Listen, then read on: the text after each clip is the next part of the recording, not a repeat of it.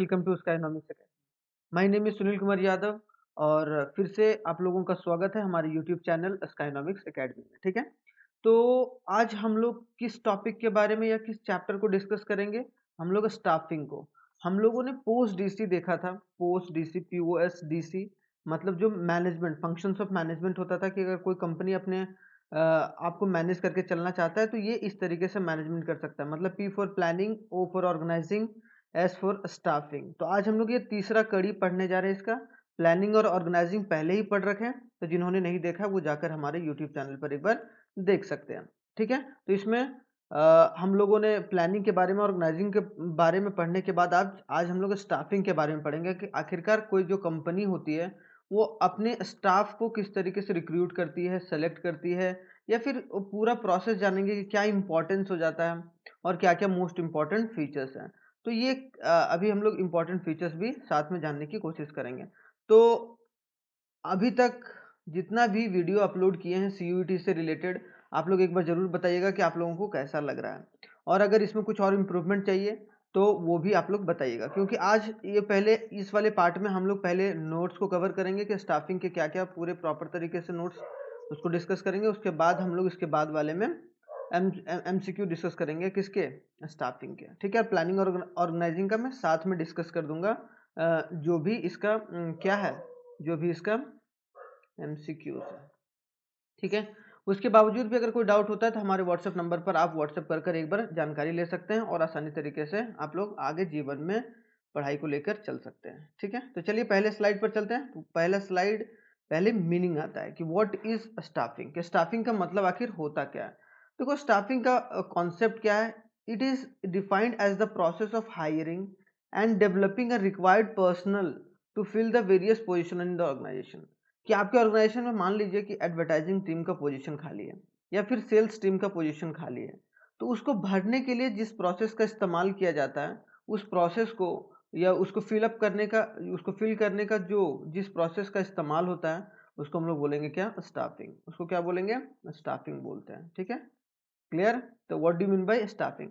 अगर देख लेते हैं अकॉर्डिंग टू कॉनेज ओ डानियल, इसके द्वारा क्या बोला गया? The managerial function of staffing involves managing the organizational structure through the proper effective selection, appraisal and development, or a personal to fill the role of design into the structure। कि जो भी structure है, मतलब जो भी business का structure है या जो भी ऑर्गेनाइजेशन का स्ट्रक्चर है, वो जिस तरीके से भी डिज़ाइन है तो उसका क्या सिलेक्शन होना चाहिए, उसको किस तरीके से, उसका अप्रीजल क्या मिलना चाहिए, मतलब जो पैसा रुपया वो कैसे मिलना चाहिए, और उसकी डेवलपमेंट कैसी होगी। तो वो चीज़ अगर क्लियर पाथ किसी को दिखाई देता है या किसी ऑर्गेनाइजेशन में है तो आप स्टाफिंग बहुत अच्छे तरीके से कर सकते हैं। क्योंकि जो स्टाफिंग होगा, जो सेलेक्टिंग होगा, जो मेंबर आपके कंपनी में अप्लाई करेगा, वो भी चाहेगा कि यहाँ पर एक सेफ जोन हो जहाँ पर मैं काम करूँ। तो I hope so concept of staffing clear होगा। इसमें से कोई भी एमसीक्यू आएगा तो आप लोग प्रॉपर तरीके से कर सकते हैं। इसमें थोड़ा-सा क्या होता है कि आपका केस बेस्ड स्टडीज़ टाइप में थोड़ा बहुत ज़्यादा आएगा। क्यों? क्योंकि ये बिज़नेस से रिलेटेड है। यहाँ पर केस पूछ लेगा, बोलेगा भाई ये कौन-सा इम्पोर्टेंस है या कौन-सा नीड ऑफ स्टाफिंग है। ठीक है? अब आता है क्या कि staffing is an important functions of management. Staffing क्या एक तरीके से इम्पोर्टेंट फंक्शंस ऑफ मैनेजमेंट है। And following points are highlighted in the same, और बहुत सारे पॉइंट्स इसमें हाइलाइट किए गए हैं। जैसे कि पहला पॉइंट जो है ऑब्टेनिंग अ कॉम्पिटेंट पर्सनल। अगर बोला जाए कि आखिरकार स्टाफिंग की जरूरत क्यों पड़ती है कोई भी ऑर्गेनाइजेशन को, तो सिंपल सी बात है कि भाई एक कॉम्पिटेंट पर्सनल चाहिए, उसको जो भी ह्यूमन रिसोर्स चाहिए वेरियस जॉब्स के लिए उस कंपनी में, उसके लिए कॉम्पिटेंट लोग होने चाहिए। और कॉम्पिटेंट लोग को चुनने के लिए ये सही तरीका है कि आप स्टाफिंग करिए अपनी कंपनी में। High performance, by placing the right person at a right job it ensures the better performance. तो बेटर परफॉर्मेंस होगा। अगर हाई परफॉर्मेंस आप चाहते हैं तो आपकी स्टाफिंग होनी चाहिए, बहुत सही होनी चाहिए। क्लियर? सेकेंड पॉइंट भी। थर्ड क्या है?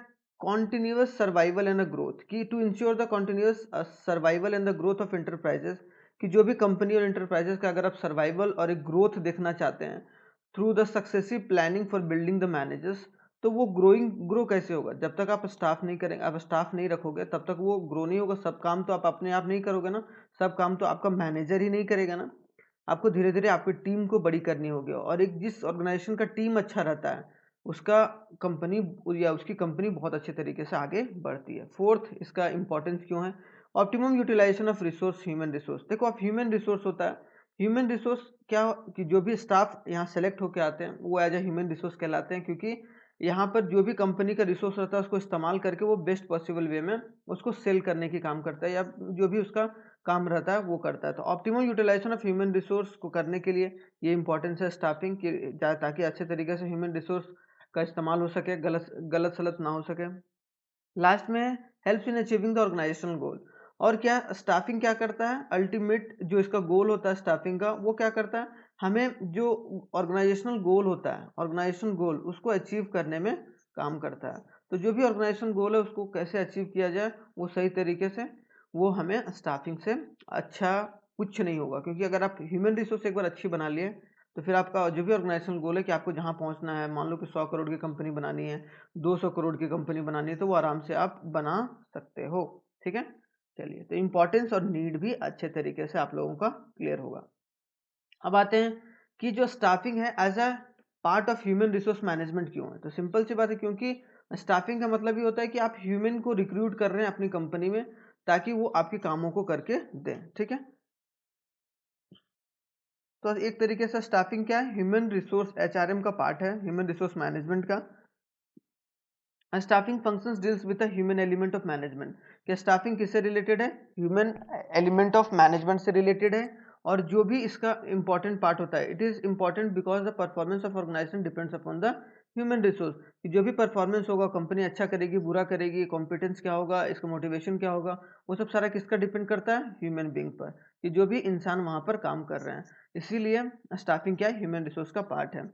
But an organization grow, a number of employees increase, a separate department is called a human resource development department। अब देखो धीरे धीरे कंपनी बढ़ती है, स्टाफ बढ़ते हैं, तो फिर जो भी जितने भी सारे सेपरेट डिपार्टमेंट होते हैं तो उसको कौन देखता है, एक तरीके से ह्यूमन रिसोर्स डिपार्टमेंट देखता है। कि जितने भी डिपार्टमेंट, सेल्स डिपार्टमेंट है, रॉ मटेरियल डिपार्टमेंट है, और एडवर्टाइजिंग डिपार्टमेंट है, या फिर बोला जाए रिक्रूटिंग डिपार्टमेंट है, तो बहुत सारी चीज़ें होती हैं। तो वो सब सारे इंटरनेशनल डिपार्टमेंट है, तो वो सब डिपार्टमेंट क्या कहलाता है, human resource development department. It consist of specialist in all areas related to the human resource management. Human resource management में देखोगे, अगर डिपार्टमेंट में देखा जाए तो जो भी एक्सपर्टीज रहता है, जो भी एक्सपर्ट लोग रहते हैं वो सारे डिपार्टमेंट में रहते हैं। जैसे अगर कोई सीए वाला टीम होगा कोई, तो सीए वाले में सब पढ़े लिखे और बहुत अच्छे जानकार लोग होंगे जो अकाउंटेंट को जानते होंगे, और हर एक चीज़ को वो एनालाइज करके उस कंपनी के ग्रोथ में शामिल होंगे। अब यहाँ पर देखो, रिक्रूटमेंट ले searching for the eligibility candidates, analysing the job and preparing job description कैसे करना है। डेवलपिंग कौन, एचआरएम जो ह्यूमन रिसोर्स डिपार्टमेंट रहता है वो ये काम करता है। डेवलपिंग अ कंपनसेशन इनिशिएटिव प्लान, कि भाई कंपनसेशन कितना मिलना चाहिए, बोनस कितना मिलना चाहिए, वो सब सारा प्लान तैयार कौन करता है, ह्यूमन रिसोर्स का डिपार्टमेंट करता है। ठीक है, maintaining labour relationship and union management relationship, की जो लेबर है और जो यूनियन लेवल मैनेजमेंट है उनको कैसे अच्छे तरीके से किया जाए, उनको उनका रिलेशन कैसे अच्छे तरीके से बना के रखा जाए। हैंडलिंग अ ग्रीवेंस कंप्लेंट, अगर कोई कंप्लेन करता है, कोई लेबर कंप्लेन करता है, उस कंप्लेन को कैसे सुना जाए, वो सब सारी चीज। Providing a social security and a welfare to the employees, welfare employees को बहुत अच्छे तरह का कंडीशन मिले और एक सिक्योरिटी मिले, सोशल सिक्योरिटी, जहाँ पर वो काम करने के लिए एकदम बिल्कुल हिचकिचाए ना। Depending the companies in the law suit, avoiding a legal complication, की जो भी कॉम्प्लिकेशन होता है, जो भी लीगलिटी आता है, कोई केस कर देता है, कुछ ऐसा हो जाता है, कोई कस्टमर ने ऐसा कर दिया, तो वो सब सारा कौन डिपार्टमेंट देखेगा, ह्यूमन रिसोर्स डिपार्टमेंट देखता है। देयरफॉर स्टाफिंग, तो therefore staffing basically extends to human resource management. कि स्टाफिंग कहाँ से के ये एक्सटेंड होता है, इसको अगर थोड़ा सा एक्सटेंड करेंगे तो एचआरएम में आता है। And in order to attend the specialisation in the area of human resource, ताकि ह्यूमन रिसोर्स आपका एक बहुत अच्छा इकट्ठा हो सके और आप फिर कंपनी को भी उसी तरीके से बिल्ड कर पाएँ। तो आई होप सो ये चीज़ें भी क्लियर होगा। यहाँ पर कुछ भी पूछा जाएगा कि what are the following performance done by the HR personnels, तो वो सब सारी चीज़ें आप बता सकते हैं। अब आता है क्या कि स्टेप्स ऑफ स्टाफिंग क्या होता है। अब स्टेप्स ऑफ स्टाफिंग में इंपॉर्टेंट क्या हो जाता है ये देखते हैं हम लोग। कि देखो, पहला जो स्टेप होता है वो मैन पावर रिक्वायरमेंट। पहले आपकी कोई कंपनी है, ठीक है, आपकी कंपनी है, तो वो कंपनी में कितने लोगों की रिक्वायरमेंट है, मतलब क्या, जैसे मान लो कि 100 लोगों का रिक्वायरमेंट है भाई, तो 100 लोगों का मैन पावर रिक्वायरमेंट है। पहले ये एनालाइज करना पड़ता है, पहला स्टेप। दूसरा स्टेप, उसके बाद उसको रिक्रूट करना पड़ता है। आइए भाई, 1 to 1 फेस टू फेस बात होगा, सारी चीज़ें होंगी। उसके बाद रिक्रूटमेंट करने के बाद, अब सबका प्रोसेस अलग होता है, रिक्रूटमेंट का प्रोसेस क्या होगा इसका अलग होगा, है कि नहीं। उसके बाद सिलेक्शन होगा, फिर सिलेक्शन होगा कि उनमें से जो भी रिक्रूटमेंट में हुआ है उसमें से कोई सेलेक्ट लोगों को, तो ये थर्ड हो गया। उसके बाद सिलेक्शन के बाद क्या होगा, प्लेसमेंट होगा। प्लेसमेंट होगा कि भाई आपको कहाँ कौन से डिपार्टमेंट में जाना है, क्या आपको सेल्स डिपार्टमेंट में जाना है, क्या आपको एक एचआर डिपार्टमेंट में जाना है, क्या आपको एडवर्टाइजिंग टीम के डिपार्टमेंट में जाना है, तो वो डिपार्टमेंट का चूज फोर्थ वाले प्रोसेस में होगा। फिर फिफ्थ में क्या होगा, ट्रेनिंग एंड डेवलपिंग होगा। क्या होगा फिफ्थ में, कि ट्रेन किया जाएगा आपको, डेवलप किया जाएगा आपको, मतलब ट्रेनिंग दिया जाएगा। अब कौन ट्रेनिंग भी अभी पढ़ेंगे हम लोग, कितने तरीके की ट्रेनिंग होते हैं, उन सब सारी चीज़ों को भी पढ़ेंगे, ठीक है। उसके बाद परफॉर्मेंस अप्रेजल, आपका अगर परफॉर्मेंस अच्छा है, फर्स्ट हैं आप, मान लो कि आपको कोई दिया गया तो आप फर्स्ट हैं कि सेकंड हैं कि थर्ड हैं, तो वो सब सारा मान लो कि फर्स्ट, ये सेकंड, ये थर्ड, ये देखो यहाँ पोजीशन पर खड़ा है, ये फर्स्ट है, तो भाई इसको ज़्यादा अप्रेजल मिलेगा, मतलब ज़्यादा बोनस मिलेगा, इसको कम बोनस मिलेगा, इसको कम, ताकि ये कंपनी में जो भी इम्प्लॉयज़ काम कर रहे हैं उनका एक मोटिवेशन बना रहे, ठीक है। उसके बाद आता है प्रमोशन एंड करियर प्लानिंग, कि प्रमोशन कैसे करना है, तो ये फिफ्थ के बाद ये सिक्स हो गया परफॉर्मेंस, ये सेवन्थ हो गया प्रमोशन कैसे होगा। और जो अच्छा काम करेगा भाई वो प्रमोट होकर आगे जाएगा, और जो अच्छा काम नहीं करेगा उसका प्रमोशन नहीं होगा, तो ये सब सारी चीज़ें हैं। उसके बाद लास्ट में एट आता है कंपनसेशन, कि कंपनसेशन कितना मिलेगा, मतलब जो सैलरी वगैरह है, सैलरी वगैरह या बोनस वगैरह जो मिलता है सैलरी के साथ, वो कितना मिलेगा, तो ये लास्ट स्टेप है। तो ये इस तरीके से हमारा स्टाफिंग का स्टेप्स है। अगर पूछ लेगा which of the which is the sixth step of staffing, तो क्या, परफॉर्मेंस अप्रेजल, तो ये याद होना चाहिए। तो इसको थोड़ा सा आप लोग अच्छे तरीके से देख लो, तो आप लोगों को समझ में आ जाएगा पूरा रिदमिक वे में, ठीक है। अब आता है एक एक कर पढ़ते हैं कि what do you mean by the meaning of recruitment. अब आता है रिक्रूटमेंट क्या होता है, ठीक है। अब recruitment may be defined as the process of searching a prospective employees and stimulated them to apply for the job in the organisation. क्या, कि सर्च करना कि कौन अच्छा है या कौन काम करना चाह रहा है और सच में हमारे ऑर्गेनाइजेशन के लिए वो फायदेमंद या प्रॉफिटेबल हो सकता है, तो वैसे लोगों को ढूंढना, एक क्या बोलते हैं हम लोग, रिक्रूट करना, मतलब बहुत सारे लोग आपकी कंपनी में अप्लाई करेंगे, उनमें से आप सर्च करते हैं कि आपकी कंपनी के लिए प्रॉफिटेबल कौन साबित हो सकता है और कौन आपके ह्यूमन रिसोर्स को या आपके टीम को और मजबूती दे सकता है। तो recruitment is regarded as a positive process, और इसको क्या बोलते हैं, पॉजिटिव प्रोसेस बोलते हैं, as it invites the large number of candidates towards the organisation.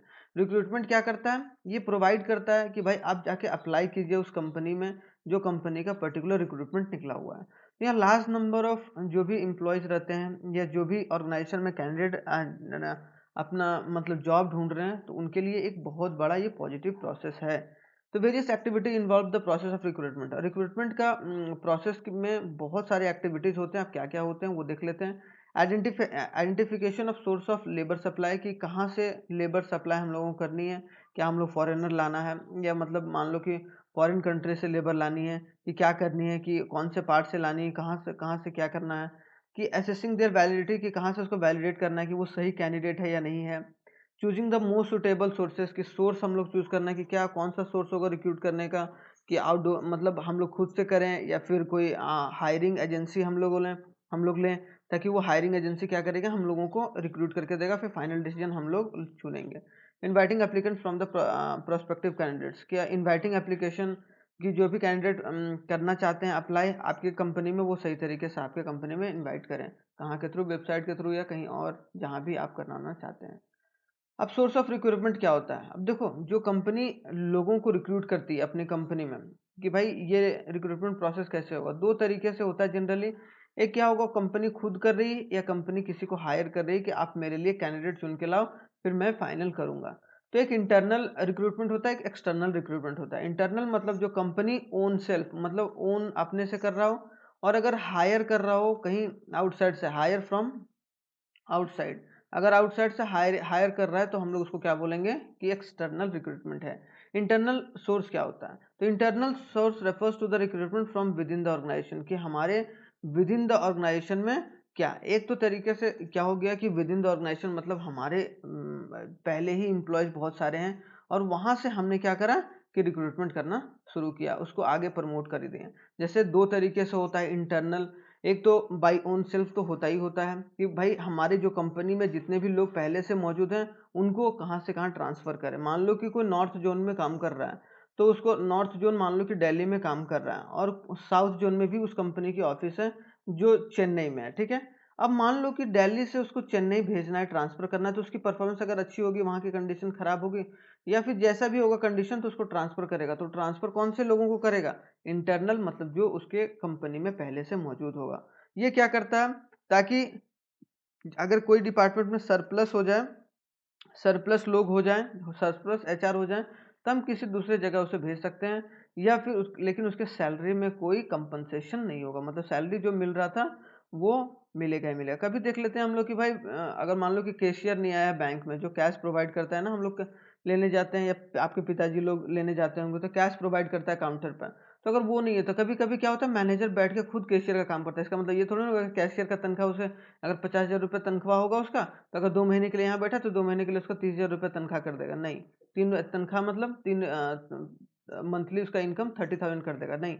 जो इनकम है वही रहेगा। उसके बाद आता है second, promotion. It means the shifting of employees at to the higher post carrying the higher salary, status, responsibility, and it's a vertical shifting of employees which helps to increase the motivation and satisfaction of employees. मतलब promotion अगर किसी को आप करते हैं, मान लो कि कोई बेटर परफॉर्मेंस कर रहा है आपकी कंपनी में, क्या कर रहा है, बेटर परफॉर्मेंस कर रहा है, तो आप उसको क्या करोगे, प्रमोट करके कहीं और ले जाओगे। तो दो तरीके का होता है इंटरनल सोर्स, ट्रांसफर और एक प्रमोशन। ठीक है। अब देखो, इंटरनल सोर्स का बेनिफिट भी होता है और थोड़ा सा मेरिट भी है और डिमेरिट भी है। अब मेरिट क्या है वो देख लेते हैं, डिमेरिट क्या है वो देख लेते हैं फटाफट। ठीक है। अब मेरिट क्या है भाई, अगर मेरिट ऑफ इंटरनल सोर्स है क्या, employees are motivated and improve the performance, के अगर आप ट्रांसफर करते हैं, प्रमोट करते हैं, तो वो क्या होता है कि अपने आप को इम्प्रूव फील करेगा। ठीक है, और ज़्यादा मोटिवेट रहेगा। Process of selection and placement is simplify करता है कि आपके सिलेक्शन और प्लेसमेंट को। Transfer is a cool training, is a tool, sorry, it is a tool of training the employees and prepare them for a higher job. एक तरीके से अगर ट्रांसफ़र किया जा रहा है तो इसका मतलब क्या, उसको एक अलग तरीके का एक्सपीरियंस देने की बात की जा रही है या ट्रेनिंग देने की बात की जा रही है, ताकि वो अच्छे तरीके से काम करता रहे। उसका selecting employees and do not need the induction training. Selected employees को इंडक्शन ट्रेनिंग की जरूरत नहीं, मतलब उन लोग पहले ट्रेन रहते हैं। It's helps to fulfil the deficiency of one department with the surplus of another, कि किसी में सरप्लस अगर हो जाता है तो हम लोग दूसरे डिपार्टमेंट में, मतलब अनदर डिपार्टमेंट में उन लोगों को हम लोग दे सकते हैं। क्लियर। अब आता है डिमेरिट्स ऑफ इंटरनल सोर्स। तो internal source recruitment are not suitable for new enterprises. कि जो इंटरनल रिक्रूटमेंट है, अगर मान लो कि कोई नई नई कंपनी खोली है, मतलब ये बंदे ने, मान लो इसका नाम गोलू है, क्या नाम है, गोलू। अब गोलू ने क्या सोचा, गोलू ने ये सोचा कि भाई मेरे को कंपनी में एक कंपनी खोलनी है। अब कंपनी खोली उसने, उसके पास अगर मान लो कि 5 एम्प्लॉयज हैं, कितने एम्प्लॉयज हैं, 5 एम्प्लॉयज हैं। और 5 एम्प्लॉयज में वो क्या चाह रहा है कि 5 एम्प्लॉयज में ही हम ट्रांसफर करें। तो ट्रांसफर करेगा तो वो सही बात नहीं होगा, मतलब नई इंटरप्राइजेस के लिए ये डिमेरिट साबित हो सकता है। Restricted choice and less scope of getting a fresh talent in the organisation. अगर आप ज़्यादा इंटरनल सोर्स के थ्रू आप रिक्रूट करते हो तो आपका नया टैलेंट आपके कंपनी में नहीं आ पाएगा। क्यों? क्योंकि आपने उसको मौका ही नहीं दिया, आपने इंटरनली सारा काम कर लिया, मतलब किसी को बाहर में पता ही नहीं चला। ठीक है। When the employees are sure of the time bound promotion they become a lethargic. अगर उन लोगों को पूरा टाइम बॉन्ड पता रहता है कि भाई आपको 60 साल तक काम करना है, एक कोई टाइम पीरियड नहीं है, मतलब 60 ईयर्स तक आपको काम करना है, आप आराम से काम करते जाओ। तो यही बोला जाता है कि इन लोगों को डेली टारगेट वगैरह दो, ताकि लेथार्जिक ना बने, ताकि आपकी कंपनी में लेजीनेस ना दिखाए। आई होप सो डिमेरिट और मेरिट दोनों इंटरनल सोर्स का समझ में आ गया होगा। अब आता है एक्सटर्नल सोर्स।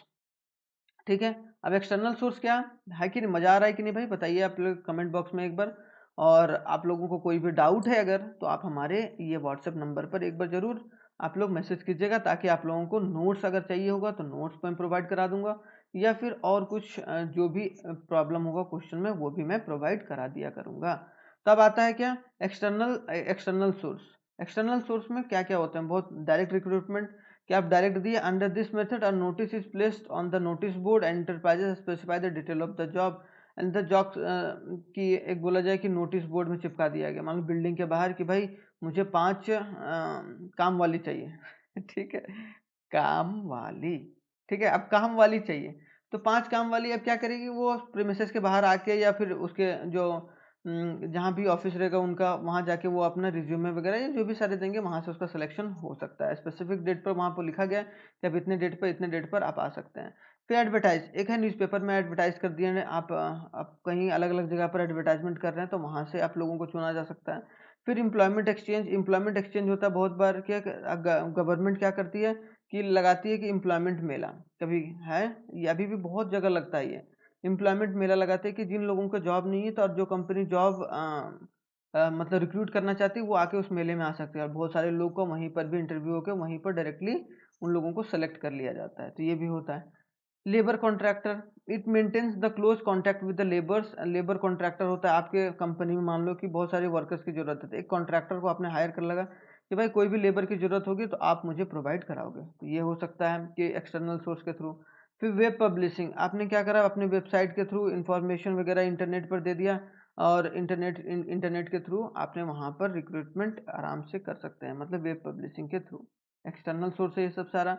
ठीक है। अब आता है कैजुअल कॉलर, आप कॉल करके भी। Many business organisation keeps a database unsolicited applicants in their file. क्या होता है कि डाटाबेस मंगवा लेते हैं, फुल लोगों को फ़ोन नंबर मंगवा लेते हैं, बहुत सारी कंपनीज के जिस एम्प्लॉयज़ काम कर रहे हैं उनको फ़ोन करके कि आप मेरे कंपनी में जॉब करना चाहते हैं तो अप्लाई कर सकते हैं। तो वो सब क्या हो गया, अगर कॉल कर अगर अपॉइंटमेंट ले रहा है तब फिर क्या या आपने अपॉइंटमेंट दे रहे हैं कि ये वैकेंट सिचुएशन है भाई, आप आके यहाँ पर भर सकते हैं।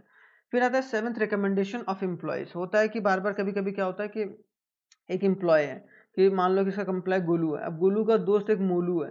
अब गोलू का दोस्त मोलू है तो मोलू को बोला कि भाई ऐसा करो मोलू कि मेरे कंपनी में खाली है, तुम जाके बात कर लो। तो वो क्या कर दिया, रेकमेंड कर दिया कि भाई ये अच्छा काम कर रहा है, आप इसको देख सकते हैं। हो सकता है रिलेटिव भी हो सकता है, नेबर भी हो सकता है, फ्रेंड भी हो सकता है। ठीक है। उसके बाद आता है placement agency and management consultant. बहुत बार क्या होता है कि जो प्लेसमेंट एजेंसी होता है वो हायर करती है, कंपनी ने हायर कर लिया प्लेसमेंट एजेंसी कि भाई आप प्लेसमेंट जाके आप सब चीज़ करो और डाटा फिर मुझे दो, फिर मैं एनालाइज करके बताऊंगा कि किसे रखना है किसे नहीं रखना है। और जो एजेंसी रहती है वो चार्ज करती है फीस, ताकि वो उन लोगों के लिए एक ह्यूमन रिसोर्स जुगाड़ कर सकें।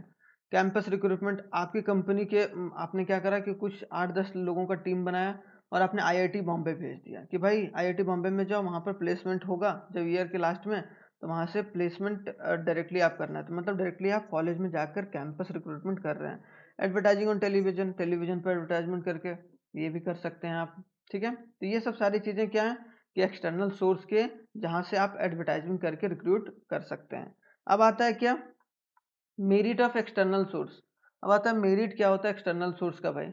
अब एक्सटर्नल सोर्स के मेरिट भी बहुत होते हैं। अब एक्सटर्नल सोर्स के मेरिट क्या क्या है वो देख लेते हैं कि अगर कोई बंदा काम कर रहा है तो उसका मेरिट भी होगा एक्सटर्नल सोर्स के थ्रू। तो क्वालिफाइड पर्सनल्स मिलते हैं, फ्रेश टैलेंट मिलता है, वाइडर चॉइसेस रहता है, कॉम्पिटिटिव स्पिरिट रहता है। इसमें कंपटीशन बहुत रहता है, तो बहुत सारे लोग जिस कंपनी में मान लो कि कम जॉब या कम उसको रुपया मिल रहा है, तो आपकी कंपनी ज़्यादा ऑफर कर रही है लेकिन उस टैलेंट बहुत अच्छा है, तो आपने क्या करा, उसको एक तरीके से एक्सटर्नल सोर्स से या कॉम्पिटिटिव स्पिरिट से आपने उसको बाहर निकाल लिया, या फिर कॉम्पिटिटिव उसको और अपनी कंपनी में लाके वो एक तरीके से कंपटीशन में आप जीत गए हो। डिमेरिट क्या होता है, डिससेटिस्फैक्शन अमंग द एग्जिस्टिंग। ज़्यादा अगर आप बाहर से रिक्रूट करते रहोगे तो जो पहले से स्टाफ है कि हमको प्रमोशन नहीं दिया जा रहा है, बाकी दूसरे को क्या किया जा रहा है कि रिक्रूट किया जा रहा है। लेंदी प्रोसेस रहता है, थोड़ा सा एक्सटर्नल सोर्स लेंदी प्रोसेस है और कॉस्टली प्रोसेस रहता है। ठीक है। तो आई होप सो समझ में आ गया होगा कि रिक्रूटमेंट क्या होता है और उसके दो सोर्स इंटरनल और एक्सटर्नल क्या होता है। क्लियर। अब आते हैं क्या मीनिंग ऑफ सिलेक्शन। तो it is the process carefully screening the candidate as the identity and choose the most suitable. सिलिंग क्या होता है, इसमें स्क्रीनिंग होता है कि एक बार रिक्रूटमेंट करने के बाद स्क्रीनिंग होगा, और स्क्रीनिंग के बाद कि जो बंदा सही मायने में हमारे कंपनी के लिए अच्छा होगा उनको चूज किया जाएगा। तो मतलब यहाँ चूजिंग प्रोसेस चलता है यहाँ पर। तो यही बोला गया डेविड रॉबिन्सन के द्वारा कि selection is a managerial decision process as to predict the job application will be successful if hired, कि वो हायर्ड होने के लिए सक्सेसफुल है या नहीं है। तो वो सब सारी चीज़ें हम लोग सिलेक्शन के प्रोसेस पर करते हैं। अब सिलेक्शन का प्रोसेस क्या होता है फटाफट पढ़ लेते हैं। पहला क्या होता है, स्क्रूटनी ऑफ एप्लीकेशन, कि जो भी एप्लीकेशन जो भी रिज्यूमे वगैरह दिया रहता है उसकी स्क्रूटनी होती है। उसके बाद सिलेक्शन होता है, एम्प्लॉयमेंट टेस्ट होता है कि अगर मान लो कि आपको पर्सनालिटी टेस्ट होगा, इंटरेस्ट टेस्ट होगा, कि ट्रेड टेस्ट होगा, इंटेलिजेंस टेस्ट होगा, जो भी एप्टीट्यूड टेस्ट होगा, जो सेवरल टेस्ट होते हैं वो टेस्ट आपको देना होता है सिलेक्शन के लिए। फिर इंटरव्यू होता है, एम्प्लॉयमेंट इंटरव्यू, कि जो आप काम करना चाह रहे हैं, मान लो कि आप एडवर्टाइजिंग टीम, तो एडवर्टाइजिंग टीम की जो इंटरव्यू वाली टीम होगी वो आपको इंटरव्यू करेगी। रेफरेंस एंड बैकग्राउंड चेक होगा कि आपका बैकग्राउंड चेक होगा, आप कहाँ पहले काम कर चुके हैं और कितना एक्सपीरियंस है आपको, है कि नहीं, कितना एक्सपीरियंस और किस तरीके से आप हमारी कंपनी को एडिशनल प्रॉफिट दे सकते हैं, वो सब सारी चीज़ें आपसे वहाँ पर चेक एंड बैलेंस किया जाएगा। ये फोर्थ हो गया। है कि नहीं। फिफ्थ क्या हो गया, सेलेक्टिंग का सिलेक्शन डिसीजन कि हाँ भाई आप मेरे लिए कंसर्न डिपार्टमेंट में, ये डिपार्टमेंट में आप काम करना चाहते हैं या कौन डिपार्टमेंट में, किस डिपार्टमेंट में, तो आपको कहाँ सूटेबल होगा वो सब सारा। मेडिकल एंड फिजिकल टेस्ट होगा, मेडिकल टेस्ट भी होगा और फिजिकल टेस्ट भी होगा। जॉब ऑफर भी मिलेगा कि हाँ जॉब ऑफर आपको मिल गया भाई इतने हज़ार रुपये का। या फिर उसके बाद लास्टली कॉन्ट्रैक्ट ऑफर कि आपको जॉब टाइटल क्या रहेगा, जॉब में पे कितना मिलेगा, वर्किंग आवर कितना रहेगा, वो सब सारा। यहाँ पर जॉब ऑफर दिया जाएगा कि हाँ भाई आप अब हमारे कंपनी में आप हायर हो चुके हैं और आपका ये कॉन्ट्रैक्ट आपको साइन करना होगा। मान लो कि जॉब टाइटल हो गया कि एडवर्टाइजिंग हेड हो गया, इसका जॉब पे मान लो कि 70,000 रुपये 70,000 है। वर्किंग आवर आपको 10 आवर्स पर डे काम करना है। तो ये सब सारा चीज़ कहाँ लिखा हुआ रहेगा, कॉन्ट्रैक्ट में जब लास्टली सिलेक्शन के प्रोसेस में आएगा। तो आई होप सो रिक्रूटमेंट भी समझ में आ गया होगा, सिलेक्शन भी समझ में आ गया होगा। अब रिक्रूटमेंट और सिलेक्शन के बाद आता है ट्रेनिंग। अब ट्रेनिंग क्या होता है? It is a process by which the aptitudes, skills और ability of the employees to perform a specific jobs have increased। कि आपको प्रॉपर ट्रेनिंग दिया जाता है कि आपको किस तरीके से काम करना है ट्रेनिंग टीम के द्वारा, ताकि आपकी जो स्किल है वो और इन्हांस हो जाए। क्या हो जाए? स्किल को इन्हांस हो जाए और ताकि और अच्छे तरीके से आप कंपनी में देखो यहाँ प्रॉपर तरीके से ये मास्टर जी हैं, ये रिक्रूटमेंट टीम का है। रिक्रूटमेंट टीम क्या समझा रही है कि भाई कैसे आपको काम करनी है। तो आई होप सो ट्रेनिंग के बारे में कॉन्सेप्ट क्लियर होगा। अब चलते हैं इसका थोड़ा सा मीनिंग ऑफ डेवलपमेंट। इसके बाद डेवलपमेंट का मीनिंग क्या होता है, किस तरीके से ये काम करता है। It refers to the learning opportunity design to help the employee to grow. आपकी की जो एम्प्लॉयमेंट के जो एम्प्लॉयज़ होते हैं उनकी डेवलपमेंट की कैसे हो। तो कोई भी एम्प्लॉयमेंट का लर्निंग अपॉर्चुनिटी बहुत सारा दिया जाता है कि आप सीख सकते हैं, जितना आप सीखोगे उतना आप डेवलप करोगे। It covers not only the activities which improve the performance but also develop the personality. दोनों काम करता है कि एक ताकि हम कंपनी का परफॉर्मेंस भी इम्प्रूव हो सके और ताकि पर्सनालिटी भी आपका खुद का डेवलप हो सके।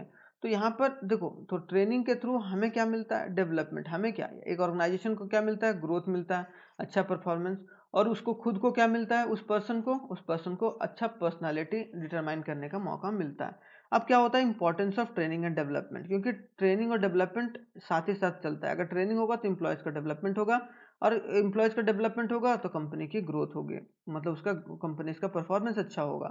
तो यहाँ पर बोला कि टू द ऑर्गेनाइजेशन, कि ऑर्गेनाइजेशन के लिए क्या इंपॉर्टेंस है, to enhance the employees productivity, कि एम्प्लॉयज़ की प्रोडक्टिविटी बढ़ाने के लिए, बोथ क्वांटिटी एंड क्वालिटी की, ताकि क्वालिटी भी बढ़े और वो जो पहले जितना काम कर रहा था उससे ज़्यादा काम करे। To increase the employees moral, कि अगर एम्प्लॉयज़ के मोरल को आप अप करना चाहते हैं उनकी, and reduce the absenteeism and employees turnover, कि एम्प्लॉयज़ का जो एब्सेंट करता है या छुट्टी जो बहुत लेता है वो सब कम कर सके, वो सब सारी चीज़ें। तो वो ऑर्गेनाइजेशन को फ़ायदा पहुंचाता है। To avoid the wastage of effort of money, कि जो भी मनी लगा हुआ उसका वेस्ट ना हो, वो चीज़ वो रिसोर्स वेस्ट ना हो। इस वजह से उन लोगों को ट्रेनिंग भी दिया जाता है और ताकि उन लोगों का डेवलपमेंट भी हो जाए और ऑर्गेनाइजेशन को फ़ायदा होता है। It helps in obtaining the effective response and fast changing environment, और वो इसीलिए ट्रेनिंग देते हैं ताकि वो कोई भी फास्ट चेंजिंग इन्वायरमेंट हो उनमें अडेप्ट कर ले और वो ज़्यादा नौटंकी ना करे। टू द एम्प्लॉयज़ को क्या प्रॉफिट होता है, वो individual help him to earn more, ताकि वो ज़्यादा से ज़्यादा और कमा सके। और ये सबसे ज़्यादा मोटिवेशन, मेन मोटिवेशन रहता है कि भाई हमें अगर स्किल्स मेरे पास ज़्यादा आ जाएगा तो हम ज़्यादा से ज़्यादा और भी कमा सकते हैं। Make people employees more efficient to handles machines वगैरह को सही तरीके से हैंडल कर सकें और वो अच्छे तरीके से काम भी। Increase the satisfaction, moral up करता है और उसकी नॉलेज और स्किल्स को भी बेटर करता है ताकि इंडिविजुअल का करियर भी अप ग्रोथ हो पाए। तो ये importance of training and development है। क्लियर। अब मेथड ऑफ ट्रेनिंग क्या होता है कि ऑन द जॉब ट्रेनिंग, कि अगर जॉब में ट्रेनिंग किस तरीके से दिया था, दो ग्रुप में बांटा जाता है, on the job training, off the job training method. कि on the job training method क्या होता है, अप्रेंटिसशिप प्रोग्राम चला जाता है। Master workers as a trainer is appointed, कि जो उस काम में सबसे अच्छा होगा उस कंपनी को, उसको बोला जाता है कि भाई आप जो नए एम्प्लॉयज आए हैं उनको आप क्या करो, ट्रेन करो। मतलब एक तरीके से अप्रेंटिस या बोला जाए अप्रेंटिसशिप प्रोग्राम, क्या अप्रेंटिसशिप प्रोग्राम वगैरह आप ज़्यादा से ज़्यादा लोगों को मोटिवेट करने का या स्किल सिखाने की बात आप करेंगे वहाँ पर। कोचिंग दी जाती है, सुपीरियर जो भी रहता है वो कोचिंग देता है सबऑर्डिनेट्स को, ताकि he develops the managerial qualify in the subordinate, ताकि वो एक मैनेजरियल क्वालिटी डेवलप कर सके, ताकि अगर किसी दिन वो मैनेजर वहाँ मौजूद ना हो तो वो उस काम को संभाल पाए subordinate.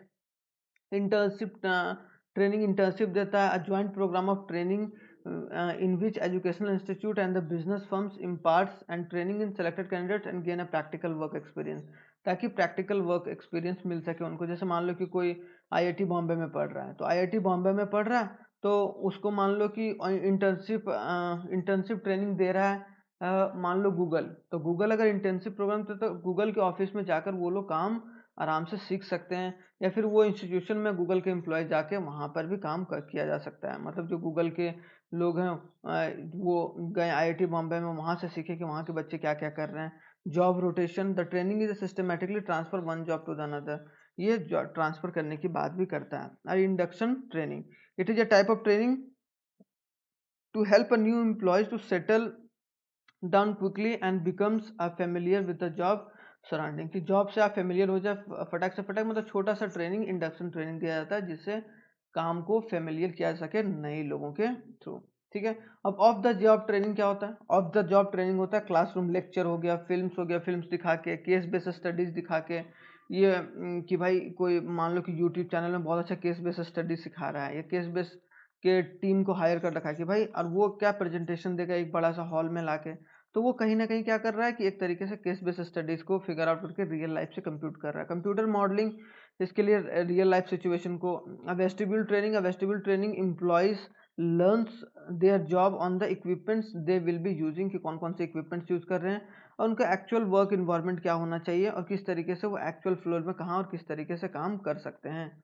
Programme instruction, under this method information is broken into a meaningful units and there is arranged the proper way to form a logical and sequential package, ताकि एक लॉजिकल थिंकिंग जनरेट हो पाए। तो जो प्रोग्राम इंस्ट्रक्शन होता है कि आपको एक लॉजिकल थिंकिंग के थ्रू प्रोग्राम इन्हांसमेंट करना पड़ेगा और एक सीक्वेंस से सारा काम करना पड़ेगा। तो आई होप सो ये भी सारी चीजें क्लियर होंगी। ठीक है, तो इसके बाद हमारा ये पूरा चैप्टर कंप्लीट हो जाता है। ठीक है, तो स्टाफिंग में हम लोगों ने बहुत अच्छे तरीके से जानने की कोशिश करी कि क्या भाई स्टाफिंग क्या होता है, उसकी इंपॉर्टेंस क्या होता है, उसका प्रोसेस क्या है, रिक्रूटमेंट क्या होता है कि नहीं, रिक्रूटमेंट क्या होता है, उसके बाद स्टाफिंग क्या होता है, उसके बाद मतलब सिलेक्शन कैसे होता है, सारे सिलेक्शन कैसे होता है उन लोगों का, उसके बाद ट्रेनिंग कैसे होता है, लास्ट में हम लोगों ने ये भी पढ़ा। तो हम लोगों को अब बस इसको एक दो बार और देख लीजिएगा ताकि आपका रिवाइज बहुत अच्छे तरीके से हो जाए, और इससे अच्छा आप लोगों को कहीं नहीं मिलेगा, क्योंकि मैं प्रॉपर तरीके से पूरा एक एक चीज कवर करके चल रहा हूँ। तो आप लोग कीप काम and don't forget we have a class tomorrow. कल फिर से हम लोग मिलेंगे, और वो किसके साथ मिलेंगे? MCQs of staffing. जो आज हम लोगों ने पढ़ा उसके एमसीक्यूज को कल डिस्कस करेंगे बहुत अच्छे तरीके से। तो 8 बजे भूलिएगा मत, हर रोज 8 बजे 8 PM में, जब तक सीयूईटी का एग्जाम नहीं हो जाता है तब तक मैं आप लोगों के साथ ही हूँ, सीयूईटी यूजी। ठीक है, तो आई होप सो ये चीज़ क्लियर होंगी। तो चलिए, thanks for watching once again, और सपोर्ट बनाने के लिए थैंक यू वेरी मच, और इसी तरीके सपोर्ट बनाते रहिए ताकि और मैं मोटिवेट हो सकूँ। ये हमारा फेसबुक आईडी, ये हमारा इंस्टाग्राम आईडी, ये हमारा वेबसाइट है, ये हमारा व्हाट्सएप नंबर है, आप लोग यहाँ भी कॉल करके क्वेरी कर सकते हैं। ठीक है, तो चलिए तब तक के लिए थैंक यू वेरी मच, और मिलते हैं नेक्स्ट वीडियो में। जय हिंद।